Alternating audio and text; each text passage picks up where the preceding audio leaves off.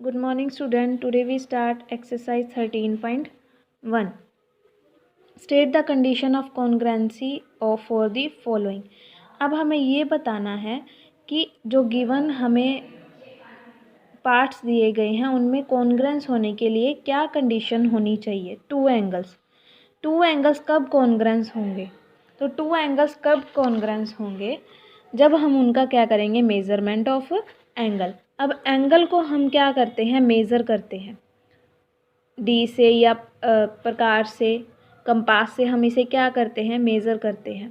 अब मैंने यहाँ पे दो एंगल बना दिए, तो अगर मुझे ये बताना है कि ये एंगल कितने डिग्री के हैं, तो हम क्या करेंगे, इसे कंपास या डी से हम क्या करेंगे, मेज़र करेंगे। तो इट मीन्स टू एंगल्स कब कॉन्ग्रेंस होंगे? जब हम उसे क्या करेंगे, मेज़र करेंगे। तो उसकी कंडीशन क्या होगी, मेज़र ऑफ एंगल।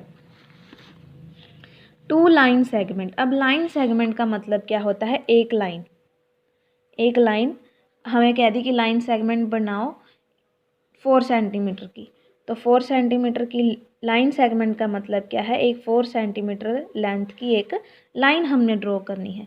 तो टू लाइन सेगमेंट क्या, वो कॉन्ग्रेंस कब होंगी, जब उनकी लेंथ इक्वल होगी। कॉन्ग्रेंस का मतलब क्या होता है कि जब टू थिंग्स क्या हों, इक्वल हों, दिखने में इक्वल हों, या उनकी लेंथ इक्वल हो, या उनका जो मेज़रमेंट है वो इक्वल हो। तो टू लाइन सेगमेंट कब इक्वल होंगी, जब लेंथ ऑफ लाइन इक्वल होगी। टू सर्कल्स कब इक्वल होंगे या कॉन्ग्रेंस होंगे? तो टू सर्कल हैं हमारे पास, वो हमारे पास कब इक्वल होंगे, जब इनका रेडियस मीन्स कि जो उनका सेंटर पॉइंट है, जिस रेडियस को लेके हमने वो सर्कल बनाया है, वो इक्वल होना चाहिए। अगर मैंने ये 4 सेंटीमीटर की रेडियस लेके एक सर्कल बनाया है, तो ये भी 4 सेंटीमीटर होनी चाहिए। तो इट मीन्स टू सर्कल कब कॉन्ग्रेंस होंगे, जब रेडियस ऑफ बोथ सर्कल क्या होगी, इक्वल होगी। सिमिलरली टू स्क्वायर्स कब होंगे, जब उनकी एंगल्स का मेज़रमेंट, उसमें तो हमारे पास ईच 90 डिग्री होता है, तो क्या लिखेंगे, लेंथ ऑफ ऑल साइड क्या आनी चाहिए, इक्वल आनी चाहिए। ठीक है, ऐसे ही ई और एफ पार्ट आपको खुद को सोल्व करना है।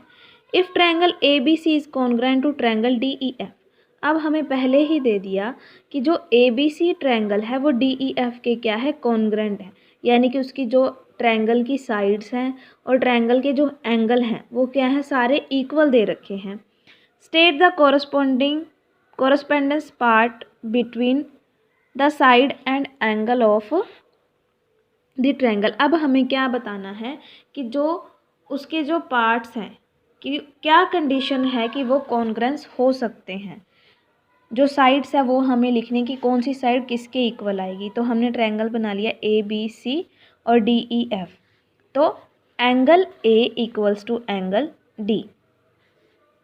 जिस पोजीशन पर ए है उस पोजीशन पर दूसरे ट्रायंगल पर कौन सा डिजिट है या कौन सा अल्फ़ाबेट है या वेरिएबल है, वो उसी के इक्वल आएगा। जैसे ए और डी सेम पोजीशन पे है, तो angle A equals to angle D. ऐसे ही angle B equals to angle E, और angle C equals to angle F. ये तो कर ली हमने एंगल की बात। और सिमिलरली साइड्स की बात करेंगे तो A B equals to D E, B C equals to E F, और A C equals to D F हो जाएगा। ये हमारे पास क्या है, कंडीशन है कि ये दोनों ट्रायंगल जो हमारे क्या हैं, कॉन्ग्रुएंस हैं। उसके बाद हमारे पास third, identify the congruent figure. अब हमें ये बताना है कि जो गिवन फिगर्स हैं इनमें हमारे पास कौन सा फिगर कॉन्ग्रुएंस है। अब देखिए, ये हमारा किसका साइन होता है, राइट एंगल का। तो इसमें देखो बी और ई, ये हमारे पास क्या है, एंगल क्या है, इक्वल है। तो ये हमारे पास क्या है, ईच 90 डिग्री। और जो ये हमारा ये जो साइन होता है सिंगल, तो अगर ये हमें दिया गया हो तो इट मीन्स जो ये वाली साइड है B C equals to E F, ये हमें गिवन होती है। ये इस चीज़ का साइन होता है कि जो ये सिंगल मार्क है, वो दूसरे अगर किसी ट्रायंगल में ये सिंगल मार्क दिया हो तो इट मीन्स वो जो साइड होती है BC, जैसे इसकी साइड क्या है BC, तो इक्वल्स टू क्या होगी, जो सिंगल मार्क पर जहाँ पर वो साइन होगा वो जो 2 पॉइंट के बिटवीन है वो 2 पॉइंट क्या होंगे, उस पॉइंट के इक्वल होंगे। तो हमारे पास इन दो ट्रायंगल्स में देखिए angle B equals to angle E given है, क्योंकि क्या है each 90, AB equals to EF, क्योंकि ये जो हमारा मार्क था ये वाला गिवन है हमारे पास A और B पॉइंट के बिटवीन, और ये हमारा किसके बिटवीन है, E और F के। ऐसे ही angle C equals to angle F दे रखा है, क्योंकि ये देखो जो हमारा मार्क है AB के बिटवीन है और जो ये है EF के बिटवीन है, तो जो एंगल C और एंगल F हमारा क्या आएगा, इक्वल आएगा। अगर दो पिक्चर्स में यहाँ पर दो ट्रायंगल्स हैं या दो स्क्वायर्स दी गई हों, जो सिमिलर साइन होंगे वो पॉइंट और जो उस दूसरी ट्रायंगल में गिवन पॉइंट होगा वो दोनों क्या होंगे, इक्वल होंगे। तो इट मीन्स यहाँ पे हमारे पास 3 साइड्स क्या आ गई, 3 चीज़ें क्या हैं हमारे पास, इक्वल है, जो कंडीशन के अकॉर्डिंग हमारे पास होनी चाहिए तो वो इक्वल है। इट मीन्स ये जो हमारी फर्स्ट गिवन पिक्चर है वो क्या है, कॉन्ग्रेंट है। ऐसे ही सी पार्ट में देखिए हमारे पास AB और EF, ये इसकी मेज़रमेंट क्या है हमारे पास 5 सेंटीमीटर है, बट अगर हम देखें तो इसमें हमारे पास परपेंडिकुलर क्या है 5 सेंटीमीटर, और इसमें हमारा जो बेस था वो गिवन था 5 सेंटीमीटर।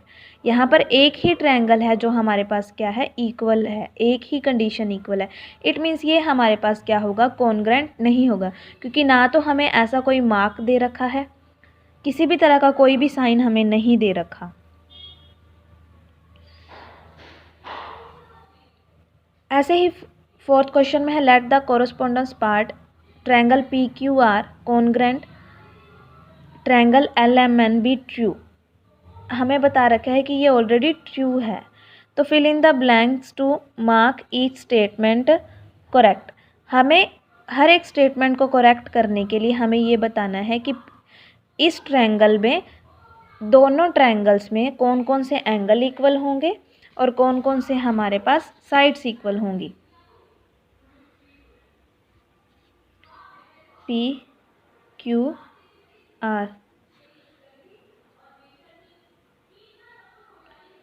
LMN, तो जो हमारे गिवन पोजीशन है P कॉन्ग्रेंस किसके होगा, L के।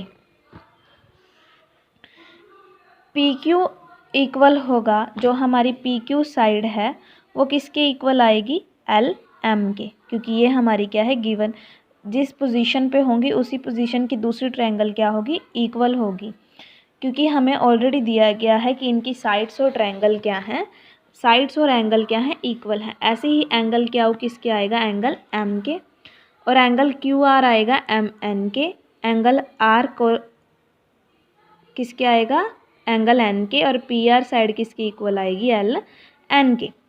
नेक्स्ट क्या है, हमें स्टेट ट्रू और false. If the circumference of 2 circles is the same the circle is congruent. अब कह रहा है कि किसी सर्कल की कोई सर्कमफ्रेंस क्या है, बाहर वाली साइड है वो क्या है, इक्वल है, द सर्कल आर कॉन्ग्रेंट, तो ट्रू होगा, क्योंकि अगर सर्कल का जो मेज़रमेंट है, सर्कल कितने सेंटीमीटर का हमने लिया है वो हमें क्या बता दे, जो सर्कमफ्रेंस क्या होता है, बाहर की लाइन जो होती है, अगर उसका वो लेंथ सेम है, इक्वल है, तो क्या होगा, तो वो सर्कल कॉन्ग्रेंट होगा। If the area of 2 circle is the same the circle are congruent, यही सेम इसमें है कि अगर सर्कल का एरिया ही सेम है तो इट मीन्स उसकी रेडियस भी सेम होगी, तो क्या आएगा, true. If the perimeter of 2 rectangle is same the rectangle are congruent, तो वो क्या आएगा, फॉल्स आएगा, क्योंकि रेक्टेंगल में L और लेंथ और ब्रेथ का यूज़ करते हैं हम। अगर किसी रेक्टेंगल में लेंथ 5 है और ब्रेथ क्या है, C है, तो उसका पैरामीटर क्या होगा, 2 इंटू L प्लस B, तो 2 into 5 plus 6, 2 into 11, it means ये क्या आ गया, 22। ये तो आ गया हमारे पास एक रेक्टेंगल का। अब किसी चीज़ में ये लगा लो कि लेंथ हमारे पास की क्या दी गई हो, 6, और ब्रेड्थ हमारे पास क्या दी गई हो 5। अब इसका पैरामीटर तो सेम आएगा बट हमारे पास लेंथ क्या है 6 है और ब्रेड्थ क्या है 5 है। इट मीन्स ये हमारे पास क्या है डिफरेंट है। तो ये ज़रूरी नहीं है कि अगर पैरामीटर इक्वल आ जाए तो उसकी जो लेंथ और ब्रेड्थ है वो भी क्या होंगी इक्वल होंगी। ये दो ट्रू और फॉल्स बचे हैं, ये आपको खुद को ट्राई करने हैं।